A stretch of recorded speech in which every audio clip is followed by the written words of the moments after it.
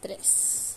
Saludos cordiales. Bueno, me presento, mi nombre es Patricio García, pertenezco al séptimo semestre de la carrera de Derecho, soy del paralelo número 1 de la prestigiosa Universidad Tecnológica Indoamérica, soy de la ciudad de Ibarra y para mí es un gran honor poder presentar la temática solicitada por parte de la PAE número 2 de la materia de la ley orgánica de la función judicial, ¿sí? A través de nuestros talentos humanos, que son nuestros profesionales que inculcan la materia. Para mí es un gran honor proceder de acuerdo a las instrucciones solicitadas, que es tanto leer la guía sobre el régimen disciplinario aplicable a los jueces, en lo principal dentro del artículo 109, el número 7 del Código Orgánico de la Función Judicial. También revisar el video, ¿sí?, existente sobre el tema. También existe un punto número 3, que es leer la sentencia de la Corte Constitucional del numeral 319. También presentar un resumen del caso, en la cual vamos a explicar acerca de cuál fue la decisión adoptada. También vamos a explicar qué quiere decir la constitucionalidad condicionada. También vamos a resumir cuál fue el voto salvado existente y a la vez vamos a explicar acerca del voto salvado, ¿no? ¿Sí? Todo esto mediante este medio tecnológico, que es a través de un video, ¿sí? Bueno, vamos a iniciar, ¿sí? Vamos a iniciar justamente a partir de la sentencia, ¿sí?, de la lectura de la sentencia de la Corte Constitucional del numeral 319 sobre el tema de la consulta a la constitucionalidad, del numeral 7 del artículo 109 del Código Orgánico de la Función Judicial. El análisis fáctico jurídico del caso. Como antecedentes tenemos que los hechos fácticos están determinados en que a un juzgador de nombre Pazmiño, el Pleno del Consejo de la Judicatura lo destituye a través de un proceso administrativo, en donde según el órgano sancionador, dicho juzgador adecuó su conducta a lo establecido del numeral 7 del artículo 109 del Código Orgánico de la Función Judicial, por lo que el juzgador destituido decide interponer acción de protección con el objeto de evitar su vulneración de sus derechos constitucionales, específicamente el derecho y garantía del debido proceso, la seguridad jurídica y la independencia. Entonces, una vez que el juzgador constitucional tiene conocimiento de la acción de protección, en este caso presentada por el juez destituido, decide elevar a consulta la constitucionalidad del numeral 7 del artículo 109 del Código Orgánico de la Función Judicial.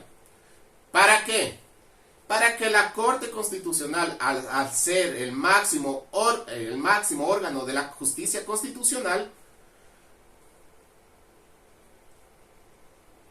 mediante una sentencia, resuelva la constitucionalidad de aquella norma de carácter infraconstitucional. La consulta de constitucionalidad. De conformidad a lo determinado en el artículo 429 de la norma suprema de nuestro Estado constitucional de derechos, la cual establece que cuando un juzgador creyera que determinada norma jurídica es contraria a la Constitución, aquel deberá remitir a consulta para que el máximo órgano de justicia constitucional, control e interpretación resuelva sobre la constitucionalidad de la norma consultada. Por ende, en ejercicio de sus atribuciones y facultades constitucionales, la Corte Constitucional resuelva la consulta interpuesta por el juzgador consultante, la misma que está determinada en verificar si es constitucional la disposición contenida en el número 7 del artículo 109 del Código Orgánico de la Función Judicial. Consideraciones de la Corte Constitucional.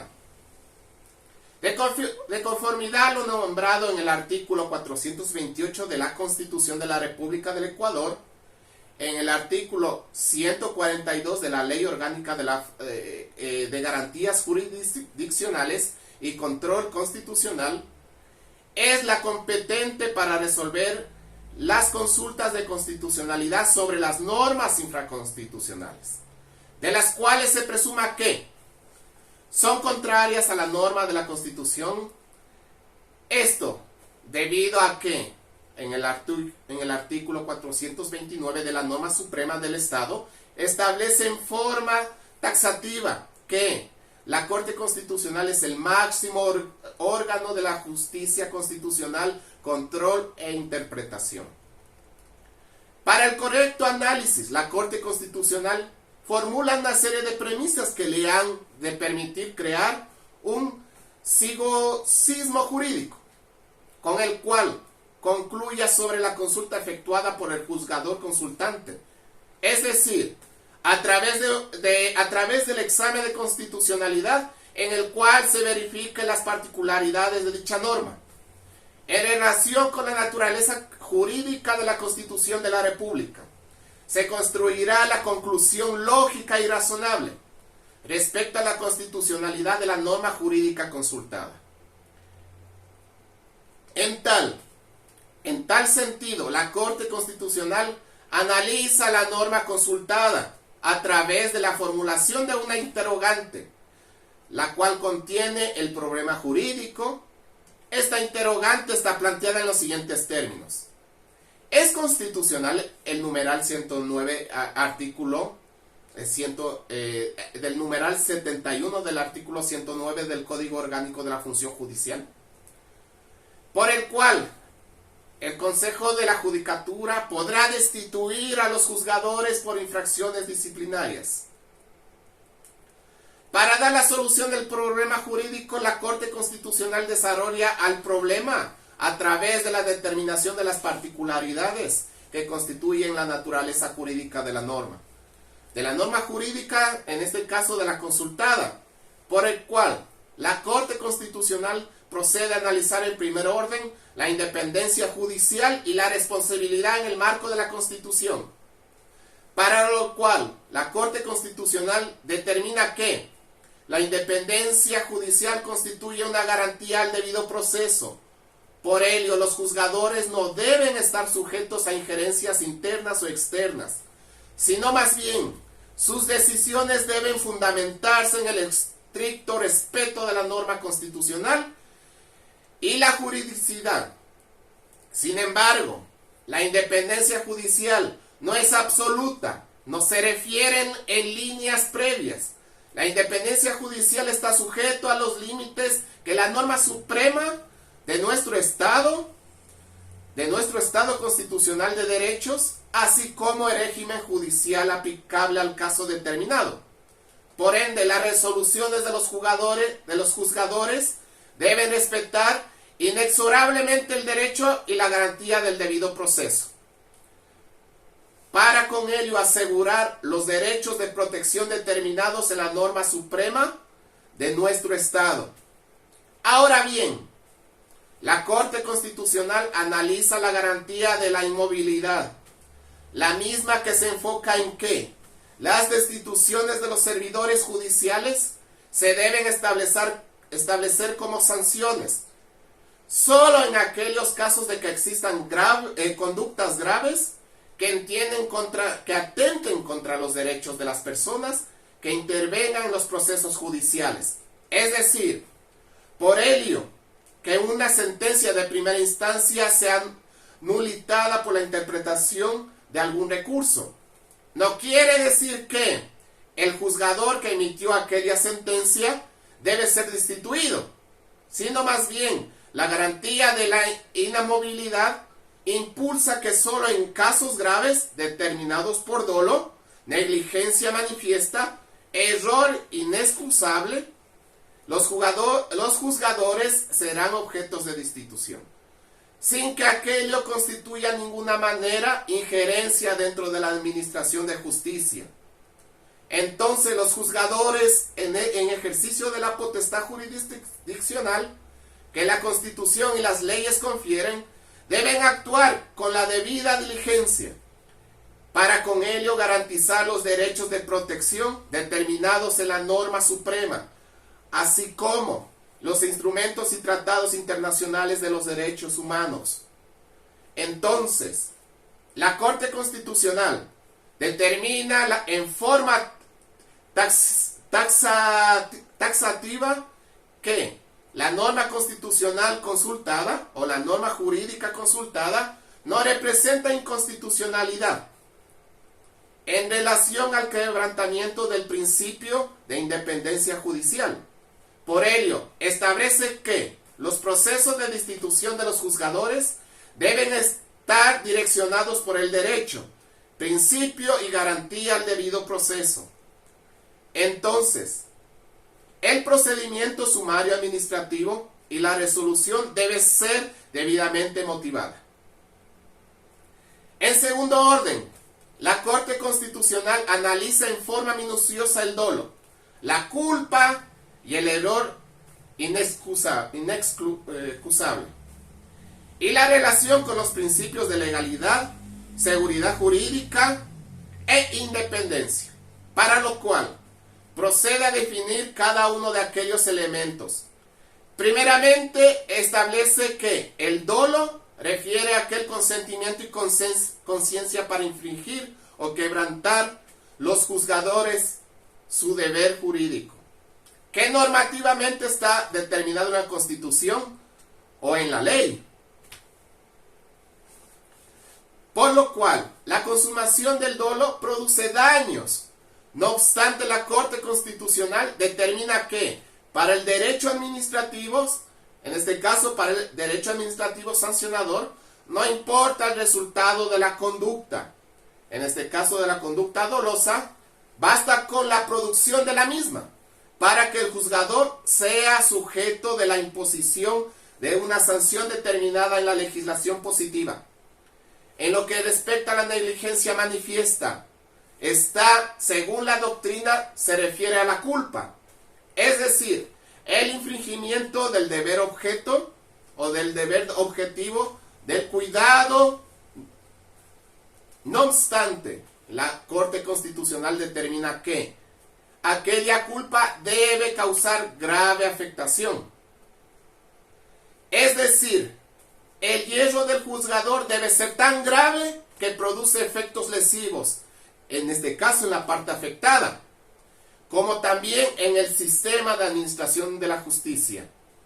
Finalmente, la Corte Constitucional desarrolla la conceptualización del error inexcusable, al cual lo define en forma tácita como aquel error judicial grave, es decir, una equivocación imputable al juzgador o tribunal cometida en el ejercicio de sus atribuciones jurisdiccionales, precedido por una inaceptable interpretación o aplicación a la norma jurídica, o también por alteración de los hechos referidos en la litis. En consecuencia, para que el error sea inexcusable, el mismo debe ser dañino, en este caso dañino y grave. Esto debido a que es un error obvio e irracional, perjudicando por ende a la administración de justicia, a los justiciales o terceros. Se sanciona el error inexcusable con el objeto de preservar la eficacia y responsabilidad de la administración de la justicia. En lo referente a la declaración de la jurisdicción grave o previa, en este caso de la jurisdicción previa, y el sumario administrativo, la Corte Constitucional determina que la destitución de los funcionarios judiciales está precedida por dos etapas. La primera es la declaración jurisdiccional de la existencia del dolo, negligencia manifiesta o error inexcusable, mientras que la segunda está precedida por el sumario administrativo, el mismo que debe respetar en forma estricta los derechos y garantías determinadas por el debido proceso. En consecuencia, según el análisis de la Corte Constitucional, en el artículo 109, en su numeral 7, no es contrario a los principios de legalidad y seguridad jurídica, en este caso determinados en la norma suprema de nuestro Estado constitucional de derechos. Ahora bien, respecto a la constitucionalidad de la competencia, que se atribuya al Consejo de la Judicatura, para aclarar el error inexcusable. La Corte Constitucional determinará que de existir la declaración previa de la existencia del dolo, la manifiesta negligencia o el error inexcusable, además que le responde al Consejo de la Judicatura elaborar el sumario administrativo de destitución, previo la declaración jurisdiccional, sin aquellos elementos, en este caso que no concurren, no se puede destituir a los juzgadores por el cometimiento de aquella presunta infracción. En tal sentido, la Corte Constitucional respecto a este proceso, no encuentra ninguna violación a los derechos constitucionales. Empero, la Corte Constitucional determina que la Constitución no confiere atribuciones jurisdiccionales al Consejo de la Judicatura.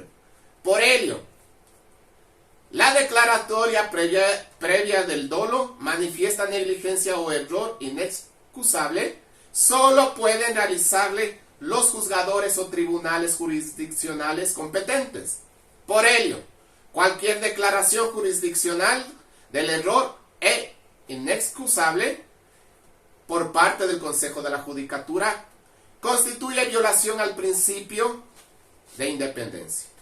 En consecuencia, la Corte Constitucional determina que el Consejo de la Judicatura tiene atribuciones para revisar decisiones de tipo jurisdiccional.